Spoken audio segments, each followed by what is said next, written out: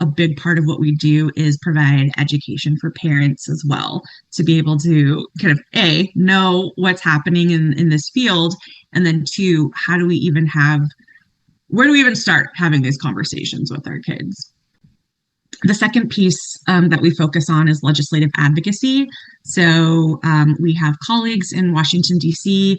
That really are at the forefront of trying to make policy change on the federal level, as well as state levels too. And we want laws that are going to protect kids and uplift survivors. And we really empower survivors to participate in advocacy as well. And I'll get into that in a little bit. The third piece of our work are partnerships, so private sector engagement. So we develop strong and sustainable partnerships to spread awareness and education. So we work with businesses and various industries, to help them see how traffickers can use their business structures to perpetuate trafficking. So a lot of the presentations that we do are with hospitality. And, we provide training on indicators and best practices, and we offer resources, and we do a lot of special projects and programs too. So those are kind of like the three main areas of our work. So our approach. At PACT, we are unwavering in our mission to protect all children from sexual exploitation and trafficking, and our approach is survivor-informed and grounded in decades of proven impact. So we have a survivors council who we rely on heavily. It is made up of men and women with lived experience of child trafficking, and they contribute to all of our programming, all of our initiatives. We really rely on them to share with us their expertise so that we know that the information that we're providing in our trainings and in our resources are really grounded in reality of what trafficking is, and also really the survivors are the experts in this field. So we really aim to uplift them. And since we do focus a lot on youth prevention and youth education, we also have a youth council and youth interns that also help guide the work that we do. I'm in my 40s, so there's a lot of things that I don't know about young people, despite having children. So we really also rely on the expertise of the young people, and they're the ones that are telling us what they're seeing in the schools and the trends and the things that are happening online, and that helps us. It helps us formulate and make sure that the programming that we're providing is also realistic. Okay. So now that I've given you kind of a short intro to PACT, let's kind of get into the nitty-gritty. First, we're going to focus on human trafficking definitions. Okay, so this is our first discussion piece. And again, we're going to have some opportunities for us to discuss. Please feel free to participate as you feel comfortable. There's no wrong answers. And I really want this to be a casual conversation where we can learn from each other. But my question for you all is, what comes to mind when you think about human trafficking? And you can unmute yourself. You could just shout it out. What comes to mind?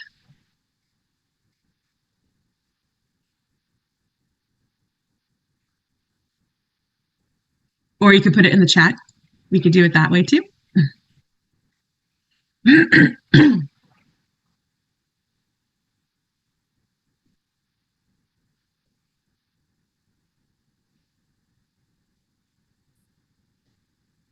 Well, I'll tell you one thing. 99% of the time when I do this training, somebody mentions the movie Taken with Liam Neeson, and as the kind of what they think of when they think of human trafficking. So Liam Neeson's daughter is kidnapped. She's kind of whisked away in the middle of the night and kind of thrown into a dark van and taken, across the world, and is exploited. So that's kind of the number one thing that people say. Does anyone else have any thoughts? being forced to do what you don't want to or lied about what will be going. Yep, yep, that's good. Absolutely. Yeah. So the goal for today is that we're able to kind of expand what we think of when we think of human trafficking, and that it is more than, the handcuffs or somebody being tied up or somebody. I see a lot of imagery with like ropes and handcuffs and kind of like people's mouths closed. And so I hope that after today's training, we'll be able to think broader than that. So thank you very much for your participation. Okay, so what is human trafficking? Human trafficking involves the exploitation of people through force, fraud, and coercion for labor or commercial sex, and often targets those who are most vulnerable.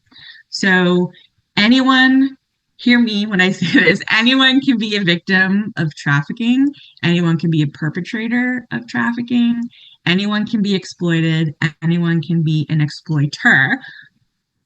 But traffickers often target individuals with specific vulnerabilities that they can exploit.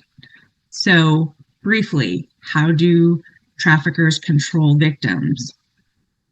They might gain trust, they might threaten and create fear, they might withhold identification papers, they might make a victim feel isolated or give the victim misinformation, they might manipulate and control, or they might have financial control over their victim.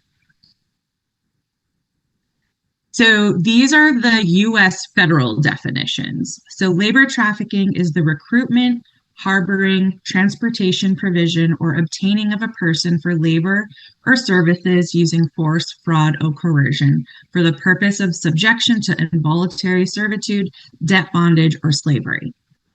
So this is the federal definition. The federal definition for sex trafficking occurs when a commercial sex act is induced by force, fraud, or coercion, or in which the person induced to perform such act has not attained 18 years of age. So a note about sex trafficking. So children are considered victims of sex trafficking when they engage in sex for anything of value. So it doesn't have to be money. It can be food or shelter, things like that. Traffickers take advantage of vulnerable children. The internet makes trafficking easier and less visible. We'll talk about that in a little bit.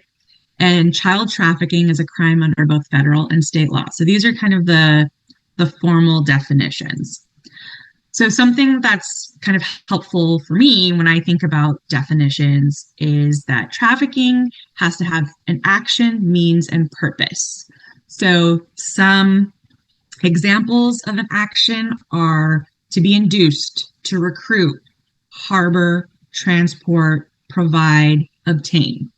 And then the means that a trafficker would do so, force, fraud, or coercion. So force could be physical abuse or assault, sexual abuse or assault, or confinement. Fraud, false promises of work living conditions, withholding promised wages, or contract fraud. So people thinking they're getting this great deal, or they're entering into this great opportunity and it's not what it actually is. And then coercion, threats of harm to self or others, debt bondage, psychological manipulation, or document confiscation. So those are the means in which this action takes place. And then the purpose for commercial sex or labor services. So just like I mentioned, that movie Taken, and most people are like, yep, that's trafficking. You got to be kind of whisked away and taken across the world. It's important to note that trafficking happens everywhere, all 50 states, rural cities, anywhere you can go, that is where trafficking is happening. And so that's kind of the message that I kind of want to reiterate, is that it is really happening everywhere, abroad and here. It's also important to note quickly the UN trafficking protocol. So you actually For it to be a trafficking situation, it does not require movement of the victim across borders, international or otherwise. So you can live in one town your whole life and be trafficked in that town, and it would still be considered human trafficking. So again, we're trying to broaden our perception and our understanding that this is, you don't need to be whisked away and taken to a foreign country to be a victim of human trafficking. You can be trafficked in your own home and never leave. Okay, so also, a quick note about child sex trafficking or commercial sexual exploitation of children. So, again, child sex trafficking is when someone under 18 is bought or sold for sexual purposes. Children are also victims if they're engaging in sex for return for basic needs: food, shelter, safety, pocket money. So, a child can never, under any circumstances, consent to being sold for sex. So, we're going to go into this later in the presentation, but this is one of the reasons why the term child prostitute is no longer used. They cannot consent. So sexual exploitation includes collection or sale of child sexual abuse material, online enticement, and child sexual molestation. And we'll get into some of that online stuff a little bit later. Okay, so trafficking cases in the US. So a huge caveat for data and statistics with human trafficking is grossly underreported. So the data, the stats that we have are minimal in comparison to what we think is actually happening. So what we have here are self-reported numbers, people that made reports to the human trafficking hotline, victims that have called the hotline themselves to try and receive services. So this is data for 2024. So essentially, over 30,000 signals were received by the hotline in 2024. And out of that, a little over 8,000 of those signals or reports were from victims or survivors of human trafficking themselves. So I'm not sure if you've been, sometimes if you go to airports or hotels, you'll see the human trafficking hotline number kind of listed on the walls or on different materials. So 8,000 victims reached out to the hotline in 2024. So of the cases that were identified, about 12,000 cases were identified in 2024 from the hotline, and 21,865 victims were involved in these cases. I looked up the information for New Jersey in 2024. So New Jersey had 884 reports or signals to the human trafficking hotline. 269 cases were identified from those reports, and 354 victims were involved. And so this is in New Jersey specifically in 2024. Okay.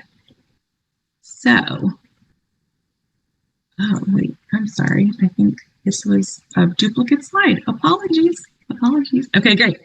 So discussion number 2, going over the little bit that we did so far.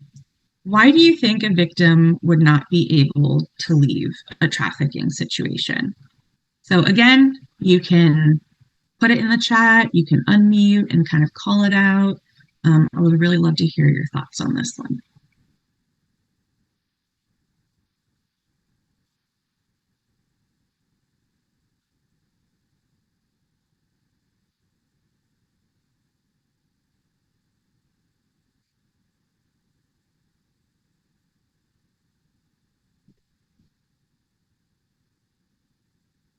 Fear, imprisonment, manipulation, perception of nowhere to go. Yep. So true. Thanks, Nick. So true. I was at a conference last week and there was a survivor panel, and one of the survivors said that being out of her trafficking situation was harder than being when she was in it, because when she was in it and when she was being exploited, she could disassociate. But after her trafficking situation, and as she went to therapy and as she kind of went through the steps to rebuild her life, it was extremely painful. And so it makes sense that, people may not be ready to take that step. Okay, Dorothy wrote, held against their will, manipulation. Absolutely. Absolutely. I've heard numerous, survivor stories of people saying they didn't even know they were in a trafficking situation when they were in it, that they kind of grew up with, um, you know, violent households, or they didn't think they had any other choice or option, or maybe their mom or somebody in their family was also exploited. And so they thought it was very normalized. So um, they didn't even know that they were being trafficked until a social worker told them, you were a victim of human trafficking. And then it was like, oh, I didn't even realize that's what happened to me. So thank you so much for your input on that. Okay. So next, I want to talk a little bit about grooming and recruitment. We're going to look through some risk and protective factors and some possible indicators. Okay, so here are some tactics that we're going to go over: catfishing, grooming, and sexting.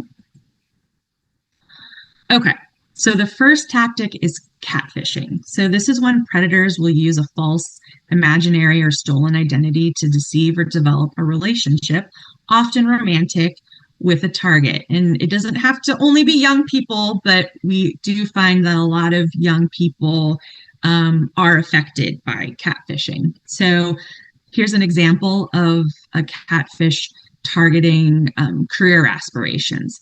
Hey, saw your post and you're exactly what we're looking for. I work with a modeling agency in Miami and we're always scouting. You have the perfect look. We could set up a shoot next week, travel and expenses paid. This could be your big break. Text me back ASAP, spots fill up fast, and then some emojis. So this is one example of what somebody might receive. And if you're a young person or you're a vulnerable person who, wants to be loved and appreciated, and this sounds really glamorous, right? Going to a photo shoot, travel and expenses are paid. Like, wow, this could be my big break. Our Survivors Council also gave us a few other examples. So here's an example targeting emotional needs. You seem different from the other people your age, more mature, I've been through some tough stuff too. Finally, someone who might actually understand me. Would love to meet up sometime and talk. I'm usually in your area on weekends. Again, if you're a young person and maybe you don't have a lot of friends or you don't have a lot of support, if somebody is kind of validating you and kind of building you up and you don't have anyone else that's like really paying attention to you, I could see how a young person might be willing to meet this other person who they don't know. Another option, kind of targeting financial needs. They gave us this example. Noticed you're looking for work. I run a business that's always hiring. Easy money, flexible hours, and you seem smart enough to handle it. Could you start at $200 a day cash? Interested? I can pick you up tomorrow. I was at a conference a couple months ago, and there were youth presenting, and they were saying that in their neighborhood across from their schools, they would see kind of flyers like posted on like telephone poles, and you could take the little phone number, but basically trying to entice kids to like, oh, we have these summer jobs for you, you can make money. And kids kind of growing up in areas that are impoverished or they don't have a lot of opportunities. If you kind of see this and you're desperate to get some sort of income or stuff like that, like it makes sense that kids would be drawn to that as well. So these are some different tactics and different ways that catfishing could look like. So this is what's really tricky, right, about the digital world. Like, anyone can be whoever they want. And that's why online kind of safety, online awareness, and all these things are so important, because it could be easy for someone to fall for these things, right? So the way that we can recognize a catfish is they might offer fame, wealth, and opportunities to model, travel, act, kind of entice people for these opportunities that seem really great. Catfish also will probably ask for personal information pretty quickly into the communication.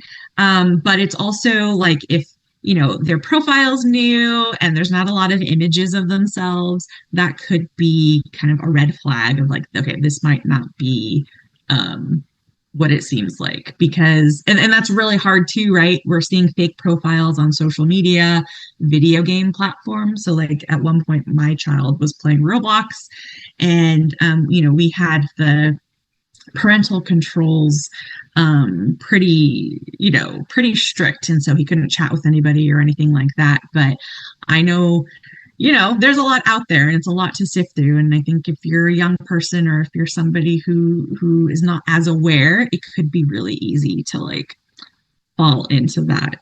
Definitely. Okay. So the second tactic is grooming, or sexual preparation. So grooming is the process of gaining the trust of the victim by manipulating, abusing, controlling, and sometimes sexually exploiting them. And sometimes they also gain the trust of the family and friends close to the victim. Traffickers and abusers take advantage of vulnerabilities. Intimate information about the child helps to exploit them. So, a couple of years ago, I attended a conference that was specific to males, boys, and men who were survivors of human trafficking. And one survivor shared that he was a junior Olympic swimmer, and he was being recruited by some very big universities. And the people that were recruiting him, gained his trust. The parents trusted these individuals. And so the recruiter would come and say, oh, we have to go to this event, a donor event, or like a school event. And the parents would willingly, send their kid with this person, thinking this guy is helping our child get a scholarship. And he's an Olympic hopeful. And like, this person has promised all these things, and they're going to help us help our son reach his potential. And it turns out that this person who was recruiting was exploiting him. And they were in so deep where the Olympic swimmer hopeful, felt like, well, my parents trust this guy and I don't want to upset them. So it was a whole thing. So the grooming is a very powerful tactic that traffickers use. And another tactic that I want to, briefly talk through is sexting. So this is the transmission of any sexual content through the digital world. So sexting can occur between children and anyone, but it also has very serious legal consequences, because it is a crime to create, distribute, look at, participate in the creation of child sexual abuse material, or CSAM. So this, in a long time ago, it was called child pornography, but now we use the term child sexual abuse material, because this describes the actual crime of like what this is.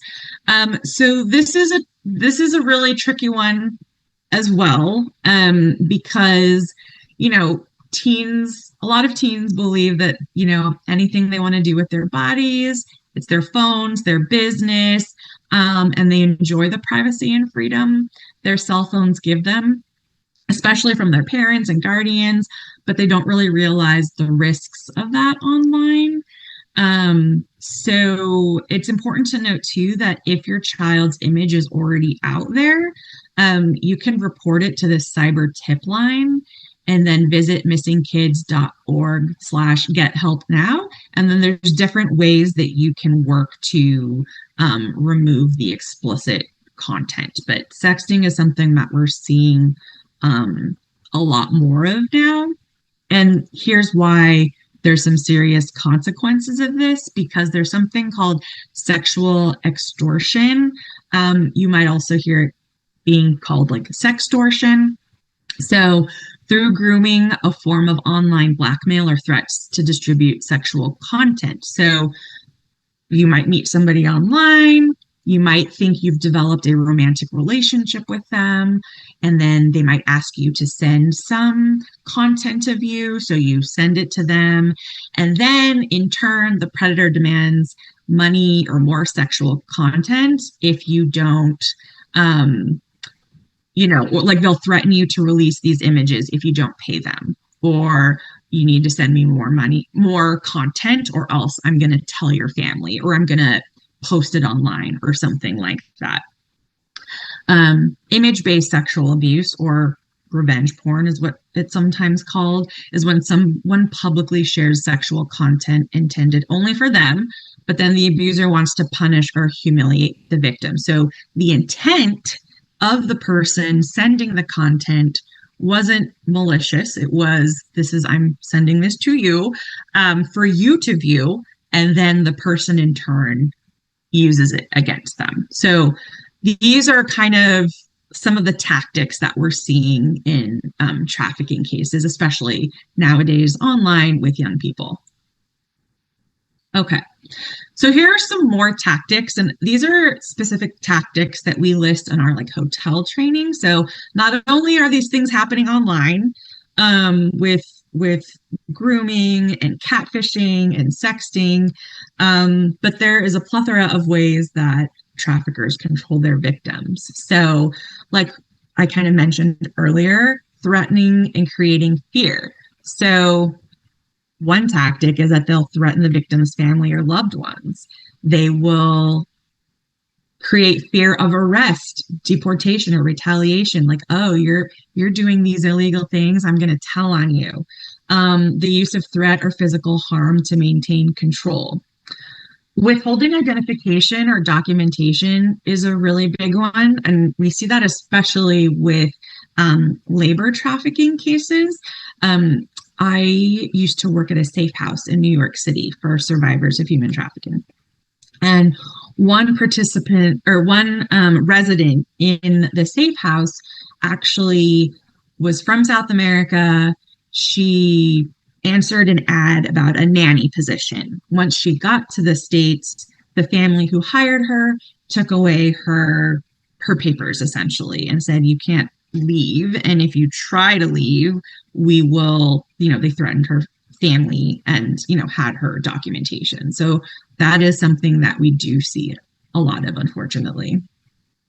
Traffickers might also use isolation and misinformation. So limit communication or control movement. We see a lot of victims who are not able to go anywhere on their own. Someone is always watching them. They've made victims to feel like, well, I'm the only one you can trust. I'm the only one that knows you. I'm the only one that loves you. And it is a huge, there's so much manipulation that happened that isn't necessarily like physical, or you can't really see it, but it's a lot of social emotional stuff. As far as manipulation and control, making false promises of love, safety, or opportunity, kind of like earlier we saw with those catfishing posts. There's this great job, this great opportunity. You're going to make money. You're going to be famous. You're so beautiful. Everyone's going to love you. Those types of things. Or using shame, guilt, blame, building loyalty, convincing the victim that they're being protected. Again, also physical abuse is possible. Drug dependence, to kind of numb the victim. That is a big one too. And then also the financial piece, right? Like withholding wages, or, you're kind of controlling their basic needs or their money. They can't go anywhere because they don't have any money and they have to stick around. So these are some of the different ways that traffickers control victims. And this is why it looks so different. It can look so different across all the different situations and all the different kind of scenarios that I've given you. So I want to take a moment to discuss risk factors. So again, anyone can be a victim, anyone can be a trafficker, but there are characteristics that increase the likelihood of a person becoming a perpetrator or victim. So here are some factors that may increase the risk. So if you have economic hardship and poverty, like I mentioned earlier, right? Like seeing those ads for jobs, like I need to make money. How am I going to make money to support my family? Oh, wow, there's this great opportunity. I'm going to do that, right? Abusive home environments, like I talked about earlier, kind of that kind of relationship or that kind of, physical abuse is normalized. So when somebody else does it, it makes sense. This is what it is, right?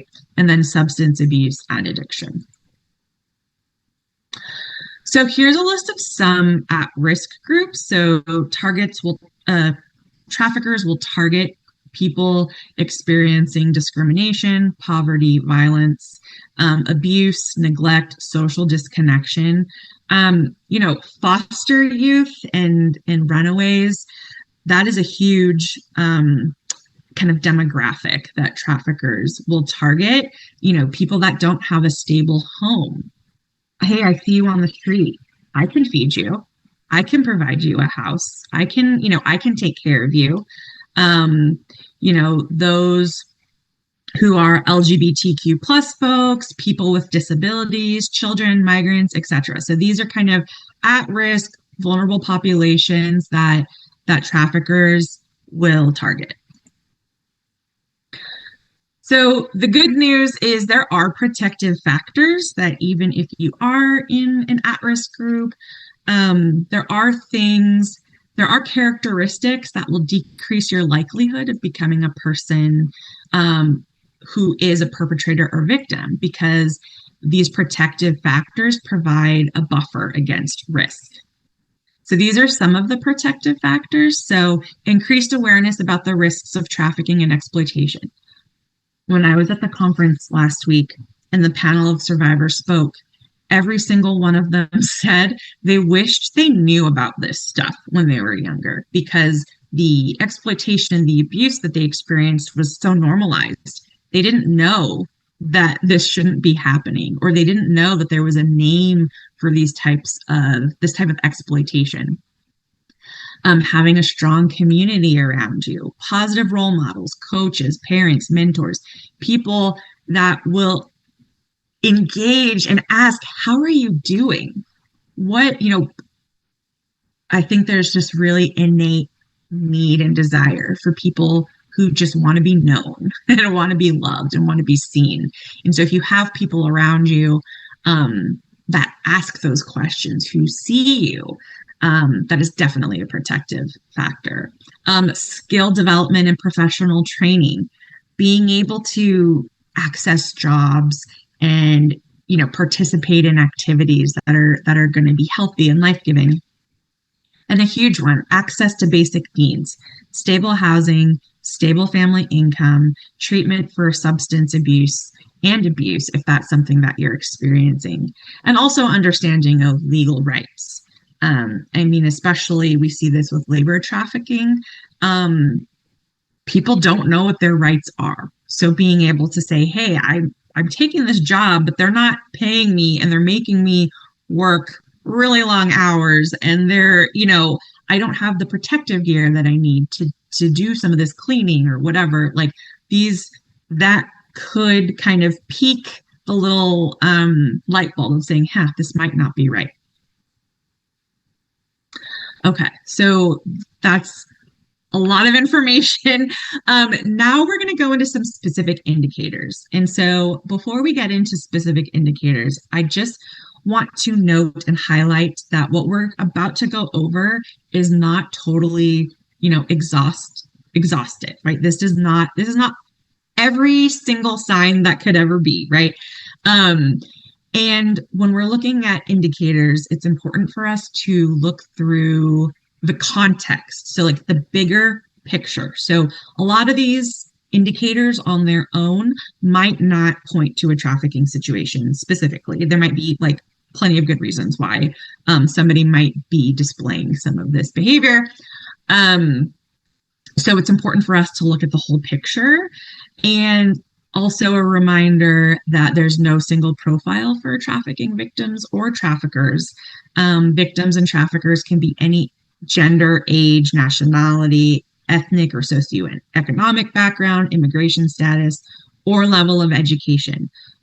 When I did work in the safe house, there were women there with college degrees. There were people who lived in the house that were my grandmother's age who had been labor trafficked. And, there was a woman there who was in an arranged marriage, moved to the States, and then her husband trafficked her. So there's so many different ways that this exploitation can present itself. And so definitely want to keep that in mind as we look through these.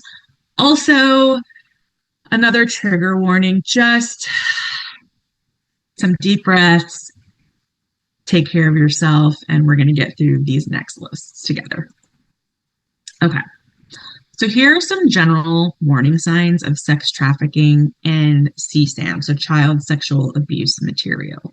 So what we see, especially in young people, is it might be this person chronically runs away from home. They might refer to unusual frequent travel to other cities. And again, there might be a perfectly good reason why they're going to different cities, right? Family or work, or, I'm based in New York, so, we have kids who act and, are in the arts. And so they do a lot of travel. So that, but the thing is, if you're seeing somebody who is frequently traveling to other cities and it doesn't really make sense, they might not have friends their own age outside of school. They might show signs of a substance abuse. Once you start seeing multiple signs, then you can kind of connect the dots and see, what, something doesn't quite feel right. And when it comes to unusual frequent travel to other cities, something that is really crazy to think about is that because traffickers can kind of publicize online, dark web, it's kind of like a menu. Like, this is who you can have, this is who you can buy. And so buyers can go and look through some of these menus and say, okay, well, I want this type of kid or whatever. And so that's why but they might live in Chicago or they might live in Florida. So that is why there might be some unusual frequent travel to other cities. But again, has no access to their parents or guardians. They might provide inconsistent explanations for any of these things. They might seem really unusually fearful of law enforcement. They might not have control over their schedule. They might appear isolated, all of these different things. Sudden changes in their appearance or style of dress. These things all paint a picture, or could paint a picture, of someone being exploited. So here are some warning signs of labor trafficking, and they overlap some with some of the signs of sex trafficking. But for labor trafficking specifically, receiving little or no payment, they might not have possession of their documents, or they might be afraid of revealing their immigration status. That's a big one. They might be unable to leave their work environment, have access to their earnings, forced to work under certain conditions. We see this too with construction, those types of things. They might not know their home or work address, working excessively long hours over long periods of time, etc. So these are kind of some of the more general labor trafficking signs. So in a hotel setting specifically, so these are kind of general hotel signs that come from our specific hotel training. So And again, these can have perfectly good explanations, but we want to see the context. We want to see multiple indicators kind of come together. So for sex trafficking in a hotel, a trafficker might pay for the room in cash one day at a time. They might escort various people into the room, and they might linger until they leave, watching the door. They might be seen with groups of people, of children, kind of exhibiting signs of trafficking, like they look like they're being controlled. One big one is they might request for isolated private rooms or rooms close to an exit, rooms that you don't necessarily need to take the elevator to. You can kind of use the stairs in the back where there might be less foot traffic, or there might be less cameras, or people kind of like noticing something. Also, they tend not to leave their victims alone, and they might receive, lots of calls from their cell phone. Again, just seeing somebody receive and make calls from their cell phone, a lot of us work from home. We're constantly on our phones, so that might not be a good indicator on its own. But with everything else, it might, peak a little light bulb. And for labor trafficking in hotels, we see that a lot with contracted staff. So some hotels will contract out their housekeeping service to a different company, or security, or groundskeeping, things like that. So that's where we see labor trafficking a lot in hotels. And those are kind of the same indicators that I mentioned previously. Okay, so our training also contains indicators for in-room, like depending on your position or the role that you have at a hotel. So in-room staff would be someone like maintenance or housekeeping. And so these are some of the things that we tell them to look out for. So some traffickers will insist on little or no housekeeping because they don't want people coming in and out of the room to see what's happening. Also, if someone's checking into hotel for, like, say they have the room for a week, but they don't really have any belongings or like no luggage, that might be kind of a red flag. A victim's clothing is revealing or consists of undergarments, or might be kind of inappropriate for the weather. Again, my child, I have a 4-year-old, she does not wear pants. She refuses to wear pants. She don't want to wear a jacket. Today it's like 30 degrees. It's like a fight, right? So like there are people who don't dress appropriately for the weather. But again, seeing the whole picture. Alcohol might be ordered for guests who appear to be underage. In-room staff also might see excess lingerie, discarded condoms, lubricants. You might see men coming in and out of the room. There might be an excessive request for towels and sheets. And, websites with adult classified ads, evidence of pornography, unusual number of cell phones, smartphones, cameras, laptops, gift cards, credit card readers. Just the scene looks like something not great's happening in there. And then these are the indicators that we list for restaurant staff. So again, these overlap. The trafficker won't let victim control money or identification. You might notice a trafficker with many young women or men who look like they're kind of being controlled. Victims can't move around freely. In the property, again, alcohol. Victims might not be dressed appropriately for the weather or for their age. They might seem disoriented. They don't speak freely. You might hear them use inappropriate sexual language for their age, and they might be seen with many older men. So these are just some indicators that could paint the picture of a potential trafficking situation happening. Okay, so trafficking and special events. So recognizing warning signs is crucial.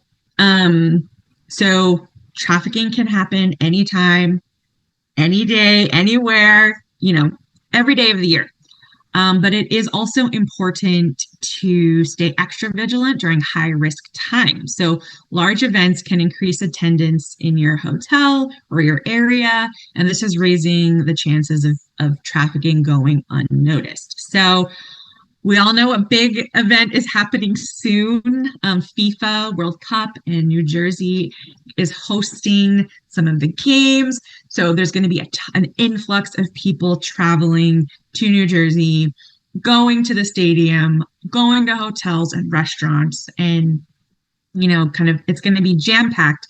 So it is vitally important that our staff, just the general public, is educated and can be aware of potential trafficking situations, because again, things it's easily can go unnoticed. You know, there will be people buying sex, and there will be labor trafficking happening, especially, as we prep the different stadium hotels, all the different kind of infrastructure that's going to need to be upgraded to accommodate these groups.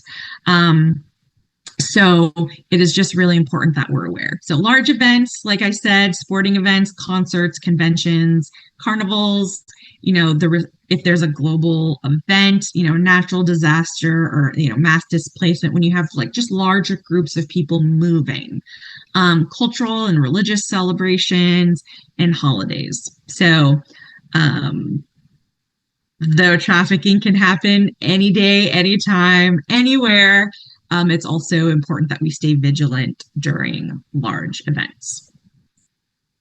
Okay, so we are now going to take a quick break. Let's plan to be back here at 10:30. And the second half of the presentation, I think we'll get through it a little bit faster. But yeah, and then if we have any questions or comments or concerns, we can discuss that during the Q&A time. So again, let's take a little quick bio break, and we'll be back at 10:30.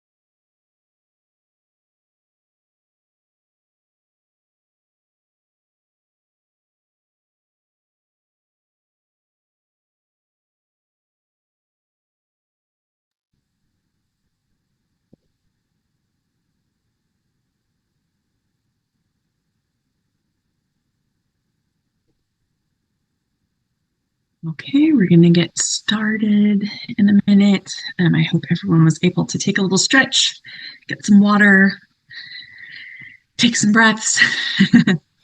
We'll get through this one. Try to get you out of here soon. But okay, let's see. Give it 1 minute.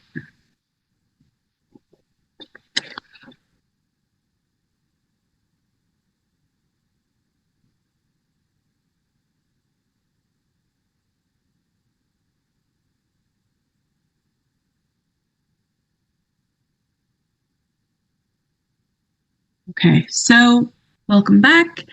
For the second part of this training, we're going to think through how to respond. So I know that I gave you a lot of information, an hour's worth of information, a lot of heavy stuff, a lot of deep stuff. So how does this play out? How can we respond?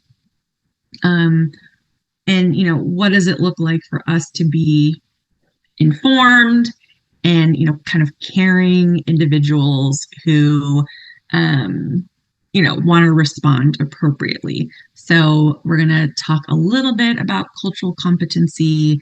We're going to talk a little bit about why language matters, and what it means to be trauma informed, and then we'll get into kind of the hows of responding. So a quick note about cultural competency. Okay, so whether you're a service provider, a business owner, or we're just coming at this from being kind of a general member of the community, it's important for us to look within, check how our own perceptions are formed, where we stand on things, how we're, affected by things, so that we can prepare to respond to potential trafficking situations. So the first thing that we can think about is cultural competency. So cultural competency means being aware of your own cultural beliefs and values and how these may be different from other cultures, including being able to learn about and honor the different cultures of those you engage with. So it starts with awareness, having a sensitivity, knowledge, and skills. And I think this is really a time for like self-reflection too. If we did see a potential trafficking situation, or if somebody who is a potential victim discloses to us, how will we perceive that person, is really, I think, a good place for us to think about. Another thing that we can think about is implicit bias. So this refers to attitudes or stereotypes toward a person, thing, or group that affect our understanding, actions, and decisions in an unconscious manner. So this is cultivated over time through our family of origin, education, our jobs, our socioeconomic status, our culture, and our gender. And so these can be attitudes that are positive and or negative. So again, with our cultural competency, being aware of our own implicit bias, this will help us prepare in how we engage with potential victims. So there are some strategies to be able to reduce this bias. And so we'll kind of go through them quickly, but, stereotype replacement, counter stereotypic imaging, individuation, perspective taking, being able to put ourselves, if we're, working at a hotel or kind of like a service industry, putting yourself in the guest shoes, expanding kind of our network of people to make it more diverse, partnership building. And I bring this all up because I think for trafficking, especially if, I'm telling you some of these stories, right? And before I was in this field, again, my understanding of trafficking was the movie Taken and Liam Neeson's daughter being kind of abducted, right?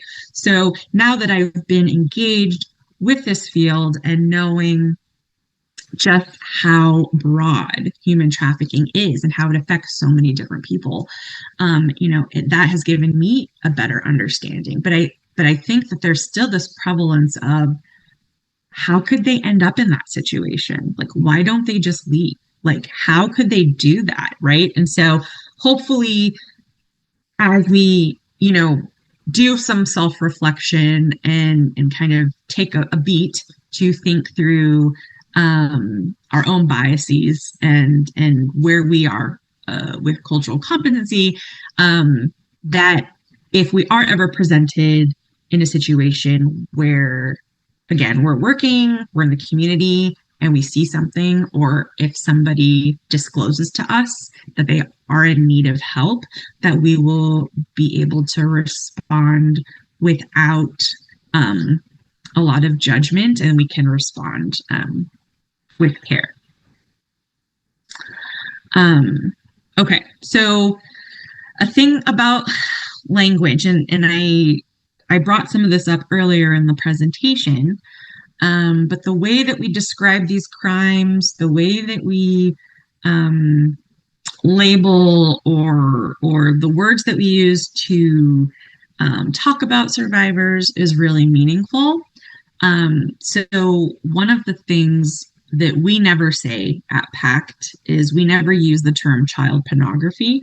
And I said that earlier. So instead, we use child sexual abuse material, or CSAM. And so child pornography is still the legal term for this material. The use of the term CSAM more accurately conveys the content and long-term impacts of the subject matter. It is child abuse.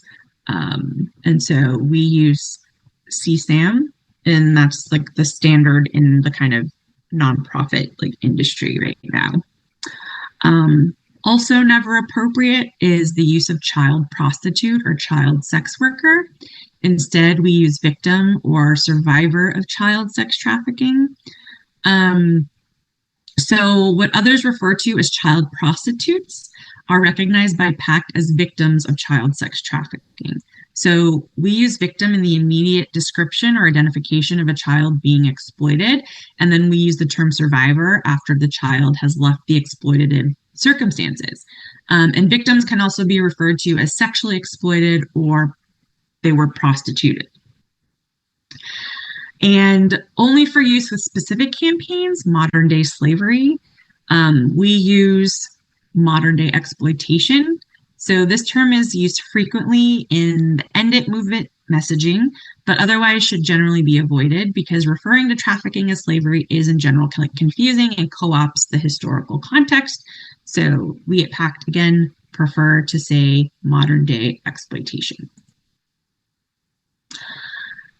Also, we choose not to use terminology like rescue or save with regards to removing a child from an exploitative circumstance. Instead, PACT uses protect. So terms such as saving or rescuing or disempowering and remove a survivor's humanity. So we always use protect. Another inappropriate term that we don't use is sex tourism. Instead, we use sexual exploitation of children in travel and tourism. And I know that's longer, and sex tourism was once used to describe individuals who traveled to foreign countries with the intention to exploit children, but its use is being phased out. So we ask that people use sexual exploitation of children in travel and tourism. And then the last one, we don't use the term survival sex. This is a term that's used occasionally in reference to the exchange of sex acts for things like shelter and food.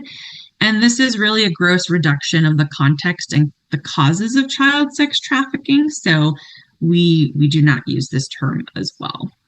So these are just a few examples of kind of the language choices that we use to that we think encapsulates or kind of describes the crimes that are actually happening while also giving, using more empowering language as well. Okay. Trauma conscious and person centered engagement. Okay. So while we might not have a clinical background, we can all participate in creating safety um, in our different contexts. So, what does it mean to be trauma informed? And this is a big piece of the work that we do. So, being trauma informed recognizes the widespread impact of trauma. And we're aiming to avoid re-traumatization by focusing on physical, psychological safety, trustworthiness, and empowerment. And it shifts the perspective from what's wrong with you to what happened to you. And so even we try to be trauma informed with our presentation today, right? So I give trigger warnings. We let people know that we're going to be talking about some tough stuff. Feel free to take breaks and, ask questions. And, it really means a lot to kind of create this space for us to go through these hard topics together. And I'm also coming to this presentation knowing that there might be some of you who have experienced a lot of trauma and thinking about the trauma I have experienced, right? And as we engage with this, so we like to talk a little bit about what it means to be trauma conscious and person centered, so that if somebody does disclose to them, if they are in a position where they have to make a report or they have to engage with somebody who's a potential victim, that they have these kind of tools to be able to not, look with the person, engage with a person like in disgust or kind of like, like this person is going through that, but more of like, I see you, you must really have been going through a hard thing. And that level of kind of safety makes a difference. So there are some ways that we can build a trauma conscious and person centered relationship. And these are we do this presentation for, it's called the training of advocates. So these are people that actually work with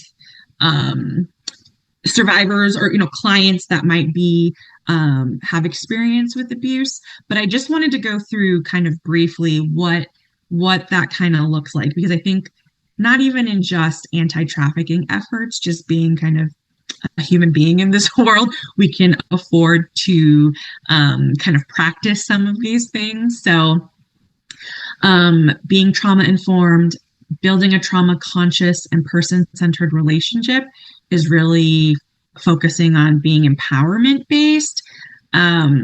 Also culturally relevant, like I discussed earlier, trauma responsive. So knowing that the person who might be disclosing to us is more than the things that they've done, right? That, now that you kind of know a little bit about the different grooming tactics and the way that traffickers kind of operate, if somebody discloses to you, you can have a bigger appreciation for, wow, this person has gone through a lot. And this person probably didn't have a choice. And I wonder, this person has probably been through some really hard things. And I think coming to it from that perspective can make a difference in the way that we interact with each other. So if you find yourself in a position where someone is disclosing to you, or let's say, you're working at a hotel and somebody makes a report, or a victim actually says, hey, I need help. This is some of the stuff that we can do to build kind of a safe space for that person. So as you engage with that person, it's really about seeking to understand and provide support. We do not want to ask in-depth questions. And we want to refer individuals to appropriate personnel. So, does your hotel or place of business have a protocol, a procedure? If somebody comes and discloses, or if there's an issue, what are the steps necessary to help an individual? um, and to stay trauma informed, the goal is not to have this person disclose all their personal information. They don't need to tell you their whole entire story. It's really offering resources, education, and kind of affirming their resiliency. And again, we're not clinical social workers. Our job is not to try to dig and pick and get as much information as we can.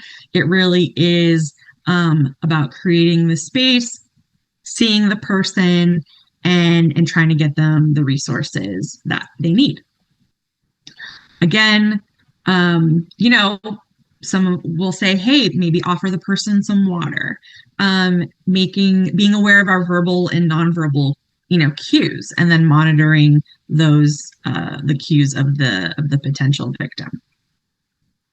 Okay, so we have a couple of scenarios that I want to go over quickly. So PACT was really fortunate to partner with Hilton, Hyatt, and IHG to create a brand new e-learning training that we offer for free on our website. It's a 30-minute hotel training, and all Hilton, Hyatt, and IHG team members globally use this training as well.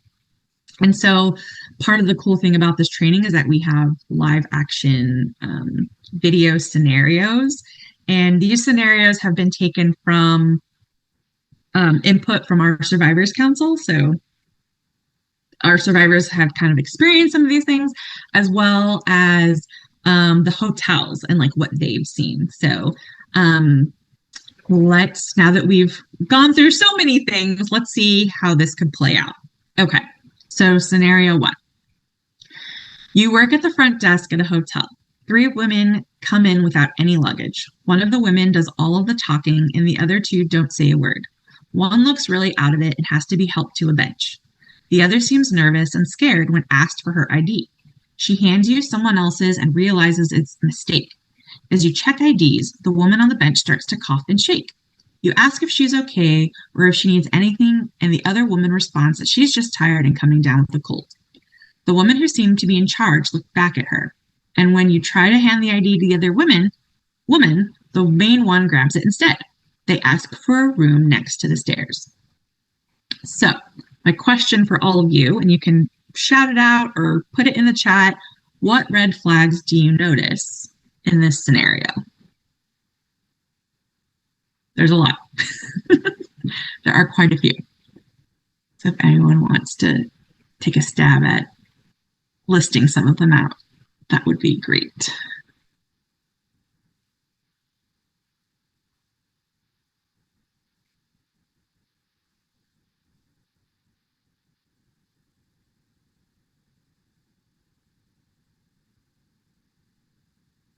I think the first one, 3 women come in without any luggage.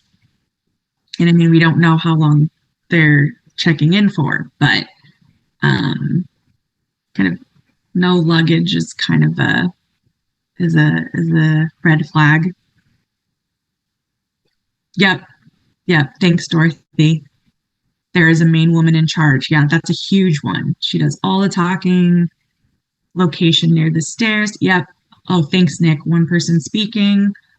One was out of it, nervous and scared, wrong ID, coughing and shaking, tired and cold, grabs the ID, room next to it. Absolutely. Yeah. So you can kind of see how there's a lot of different red flags that kind of come together to paint this picture that something is just not quite right. So what should you do? You should definitely report this as a potential trafficking situation. Thanks, guys. Okay. Here is our second scenario. You manage food services at a hotel. Your employee tells you they think something is going on in a specific room. While they were delivering food earlier on that floor, they heard loud noises coming from the room. They saw a man leaving the room and heading for the stairs. Each time they passed the room during their shift, a different man was leaving the room. They tell you it just didn't feel right.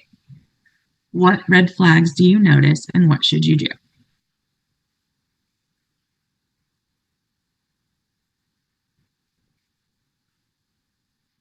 You can call it out or put it in the chat.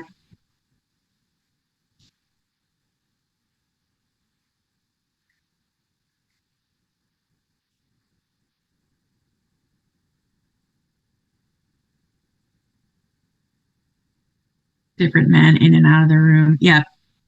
Yep. Absolutely. Yep. Thank you.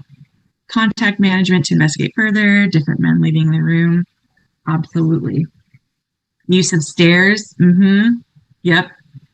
Yep. Great. Thank you guys so much for engaging with that. Okay. So let's get into safe reporting. So the number one thing that we tell folks is that you should never get directly involved in a suspected trafficking situation. Okay. Safety is our top priority.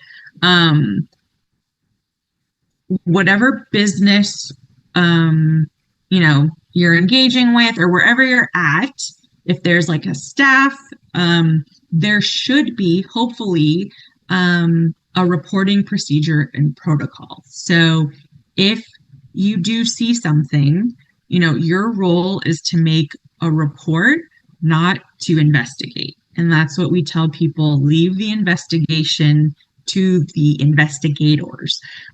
Your role is to make a report. We do not want you to confront the victim or the trafficker because it could put you at risk. It could put others at risk. It could put the victim at risk, and it may result in violence or cause the victim and or the trafficker to run away. And we also don't want that. So it cannot stress enough. It is really about being safe and never getting directly involved. So how to make a report. So if you suspect an instance of human trafficking, first step is to assess the situation. Okay. You just did that for the scenarios. You see a bunch of different indicators and you're like, something just doesn't sit right with me. Okay. So then we would want you to make a note of the date and the time of the suspected incident, description of those involved, physical identifiers, hair color, if there's any tattoos, anything like that, age, any names or nicknames that you overheard, a summary of the situation that promoted the report.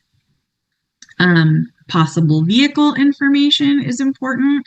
And so again, reporting to staff or management at a hotel or at a place of business, or contact local law enforcement. So if it's an emergency, if there's physical violence, if somebody's being forcibly restrained, if there's a minor involved and is in immediate distress, if there are threats involving weapons, absolutely call law enforcement first. If it doesn't seem to be a dire emergency, if you're not, you see some of the indicators that you're not quite sure about, I would still report those to staff and management. And then you can also contact the National Human Trafficking Hotline. And there's different ways that I usually have the number up on the screen, and I'm sorry I don't. But you can call, text through the website. There's like a chat feature. I know the U.S. State Department has a tip line. So there's various ways that you could make a report if it's not a full-on emergency, or if you feel like you reported it at a hotel or a place of business, but you're not, you don't think they're actually going to do anything with it, or it wasn't very clear that they had a protocol, then you could definitely report it through the hotline. Okay. thank you all so much for sticking with it and kind of engaging with all of this content. I do have a few wrap-up slides that I would like to share with you. And I won't read everything, but definitely there are a few different ways that all the different industries can respond, whether you're at a school or hotel or, any kind of business. We recommend that training staff is really important, kind of like you're here today, listening to some of the different indicators and the different ways that trafficking can present itself. Knowledge is power. And so we want to train as many people as we can on human trafficking. And, businesses can adopt anti-trafficking policies, saying it out loud, having it on documentation that we are not going to tolerate trafficking on our property or in our business. And then RFPs with anti-trafficking language. So if you're, contracting out and you have business partners, including kind of an anti-trafficking clause. Again, just kind of creating this culture of like, we're not going to accept or tolerate trafficking in our business. These are some best practices for training. Again, I'm not going to read them all out, but really, a big thing you can do is incorporate training into your onboarding, make sure there's incentives, make sure training happens, more than one time, having guest speakers and workshops. I could come do a presentation. We can have survivors come and do a presentation. Keeping people engaged with anti-trafficking work is really important. And then for corporate staff, making sure that people understand there are policies on trafficking. A huge thing is making sure that there are policies and procedures for staff to report. And then what happens with the report? Making sure hotel staff will tell us they don't want to be wrong, right? And I think a lot of us don't want to be wrong. We don't want to falsely accuse somebody of trafficking. So does your business have a culture that encourages or empowers staff to report if they feel like something's up? That's huge. So some of our key takeaways is that, again, sex and labor trafficking and CSAM can happen to anyone, anywhere in the world. There are risk factors that can increase the likelihood of becoming a victim of trafficking. And then when looking for red flags, remember to consider the context and look for multiple indicators. Staff training and clear reporting policies and procedures are key for the hospitality industry to disrupt trafficking. And safety is the priority. Your main job is to make a report. The investigators will take it from there. And a quick note about our private sector engagement department. So we have a lot of trainings, online trainings that are free for training for professionals, hospitality, travel, but anyone can take them. They're free. And we also have a lot of corporate partnerships and ways that we can partner on different projects, speaking on panels, document review, social media toolkits, all of that stuff. So if you have any questions about that, you can ask me and I'll send a follow-up email to everybody. But yeah, we are finally at the Q&A with 1 minute. So if anyone has any questions, you can put them in the chat or you can call them out. You can also email me. My email is mjkumar@wearepact.org.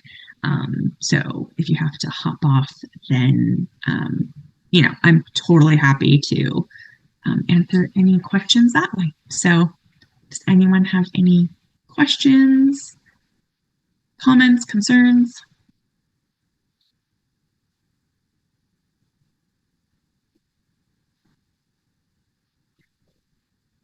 No? Well, feel free to email me. Again, thank you so much for taking the time to be in this presentation and kind of engaging with this heavy content. I know it's a lot. I hope everyone drinks some water and, gets some sun and goes for a walk. And again, please reach out if you have any questions. So thank you so much for being here. Really appreciate it.